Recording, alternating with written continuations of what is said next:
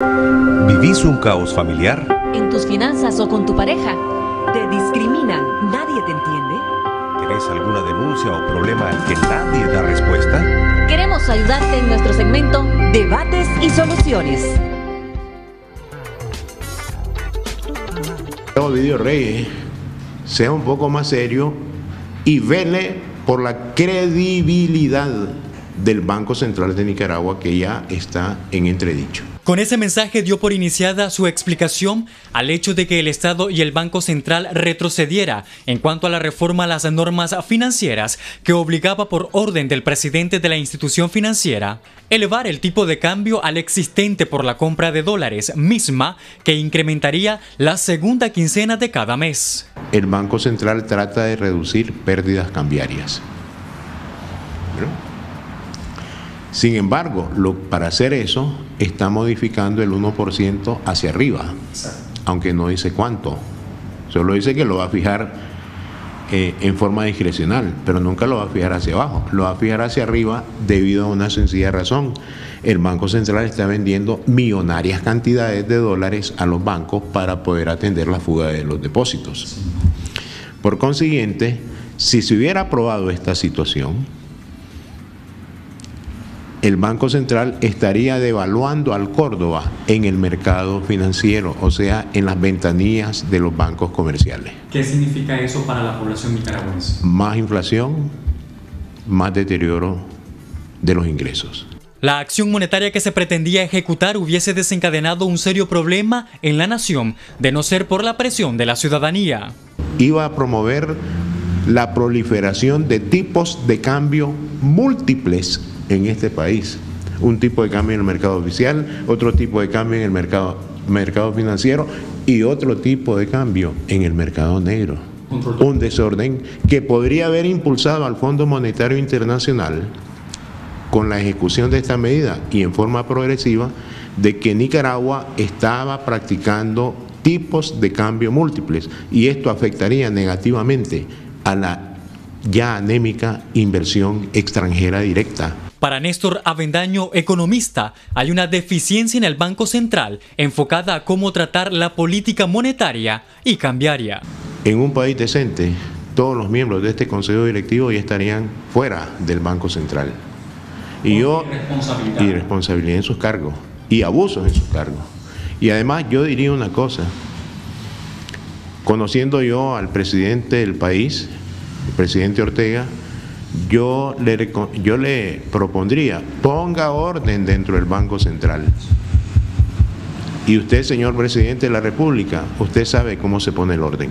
Pero yo ahí le tengo que hacer una pregunta. Toda situación que se da o toda reforma que se da en el Banco Central a través de la palabra del señor Ovidio Reyes tiene que ser dirigida bajo un mandato presidencial, ¿o me equivoco? Por supuesto que sí. Lo que yo no estoy seguro es quién fue la persona específica que dio ese mandato. Entendemos. ¿Verdad?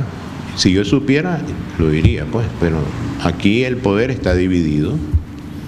Yo he tenido conocimiento, por ejemplo, que el presidente Ortega no está al frente del gabinete económico. Por consiguiente, ¿quién dio la orden? El intento de reforma indica al nicaragüense estar atento a los cambios en la economía. Culminó Avendaño mismo, que llama a no agudizar la fuga de depósitos. Acción 10, Yeltsin Espinosa Reyes. Hemos llegado de forma inmediata a Debates y Soluciones para tratar este tema, que ha sido prácticamente el más importante en lo que va del inicio de esta semana. Se decía en la nota introductoria, hubo una publicación en la Gaceta en la cual se establecía pues el monto o el mecanismo cambiario en cuanto a la moneda, y posterior hubo una forma de retractarse del Banco Central a través de su página o de su página web, en el que decía no, todo queda con normalidad como ya se había establecido o estaba establecido. El tema es repercusiones de nueva medida del Banco Central de Nicaragua en caso de que sea puesta en práctica. Tenemos ya a Odilí lista y tenemos por supuesto a nuestro invitado especial. Así es, y esto en relación a estos tres comunicados, ¿verdad?, que luego se desestimaron, prácticamente no están todavía pues puestos en práctica, es en relación al reajuste del artículo 5 de las normas financieras. Y para hablar de ello está nuestro economista, el licenciado Luis Núñez. Qué grato que nos puedas acompañar, Luis. Bienvenido a Acción 10 en la mañana. Gracias, Yeltsin. Gracias, Odilí.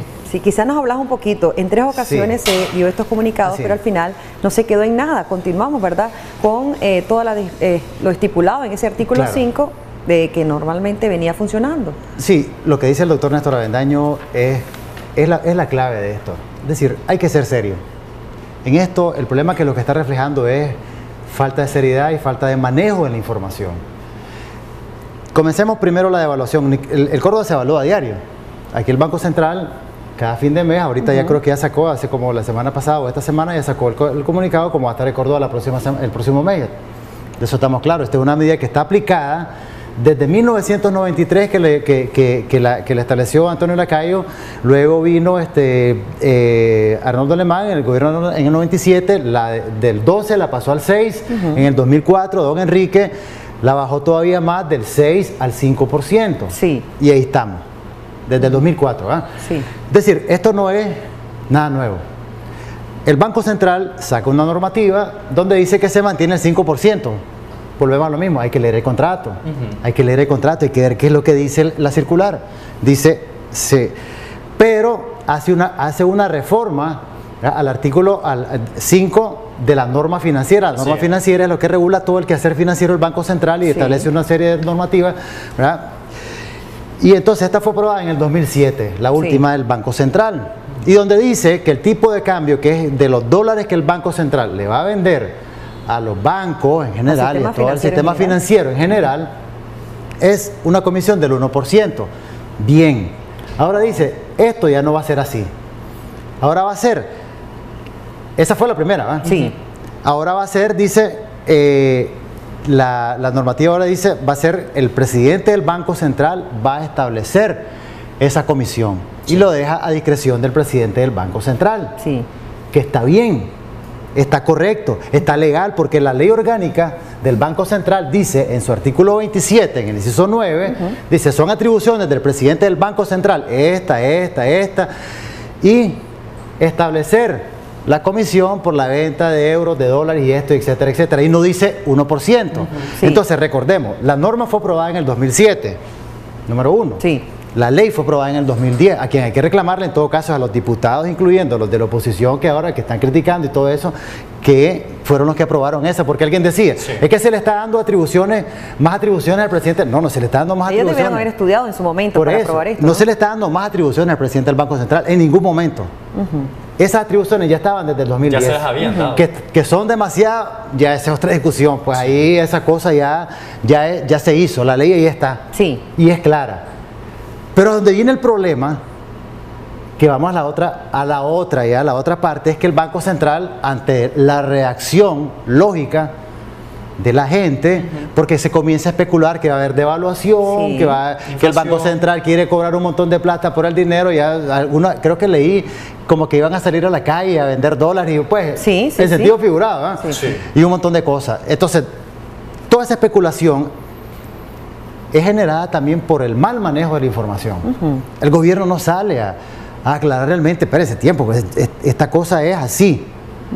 Si es que no estamos haciendo nada, ¿qué es lo que hace? Dice, no, viene, está bien, no hemos hecho nada. Sacan otro queda el 1% y dicen, aclaran lo que no dice, que es que la devaluación se mantiene en el 5% y entonces, pero el daño ya está hecho. Sí. Porque la gente ya reacciona, la gente sale a la calle. Hay una predisposición ya. Claro, porque nosotros, en cualquier país del mundo, estas cosas son normales, pero nosotros que ya conocemos la devaluación, que la vivimos, que sentimos eso, aquí en Nicaragua devaluación es una pésima palabra. Yo le decía antes de iniciar este debate que todos estos movimientos financieros que parten desde el mismo Banco Central no te abren una ventana a pensar mal, sino que te abren un portón entero. Claro. Porque hay ciertas circunstancias que a la población no las entiende y que vos como medio de comunicación debes de buscar a esos especialistas, tal es el caso, para que puedan explicarte o encauzarte realmente a lo que está pasando el país y sobre todo la economía, que es una economía prácticamente funesta en nuestro país y lo conocemos. Si es que, miren, comencemos de algo.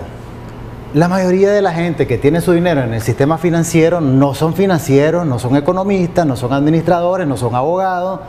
¿Ya? Hay unos cuantos de esto, unos cuantos de lo otro, pero el grueso en general no entiende esta lógica. Entonces, cuando alguien le dice, mira, va a pasar esto, lo dan por hecho y a veces hasta son noticias que vienen de portales de mentira. Sí.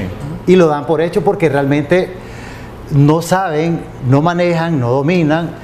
Si hacemos una encuesta, por ejemplo, ¿cuántos leyeron la circular realmente?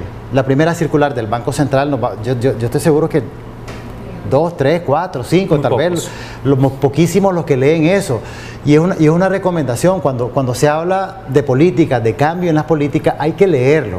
Este es como los contratos, como el invitado que tenía anteriormente, el colega, dice, hay que leer los contratos. Muy importante Aquí eso. es muy importante, aquí leamos las normativas para evitar precisamente eso, leamos lo que está pasando, leamos, cuando viene una reforma al INS, por ejemplo, en el caso del INS, en el 2010 se hizo una reforma, se hizo una propuesta, que prácticamente es la misma que se introdujo en abril y que desencadenó todo lo que desencadenó. Bueno. ¿Por qué no se hizo? Por lo mismo, manejo de la información. Y aquí entonces vamos a eso precisamente. Como no, ¿verdad? ¿Qué tenemos es el una manejo? llamada. Sí, tenemos una llamada. Buenos días, adelante, le escuchamos. Buenos días. Bienvenida.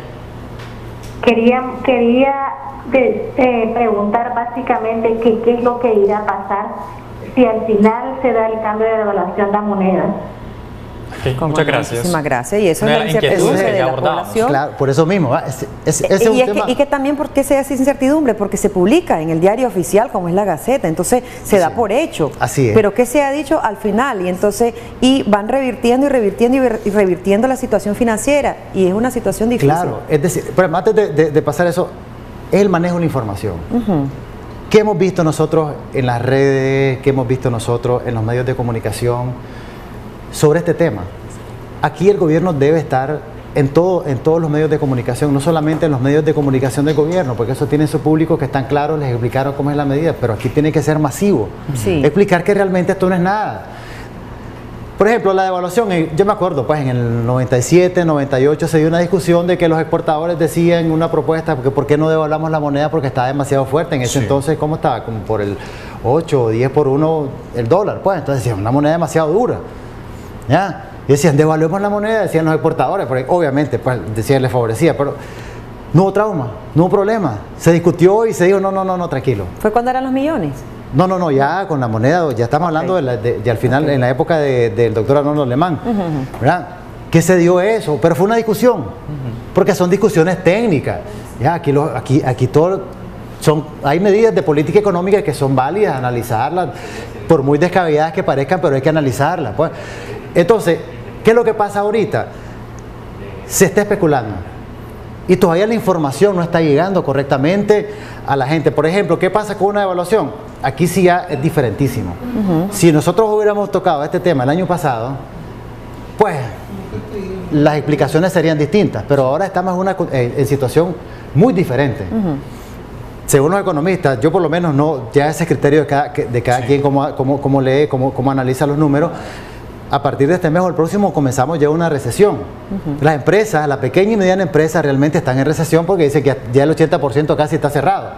Eso ya no es recesión, eso ya está quebrado. La situación política sigue siendo tensa. No hay movimiento. Hay alrededor entre 100.000 que dice el gobierno y 200.000 que dicen medios independientes de desempleados. Exacto. Es decir, estás hablando de gente que no está comprando, gente que no te está aportando al INS.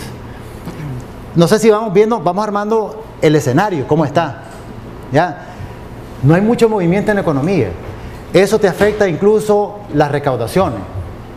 Te está afectando las inversiones. Los tratados. Todo, los tratados, los acuerdos, etcétera.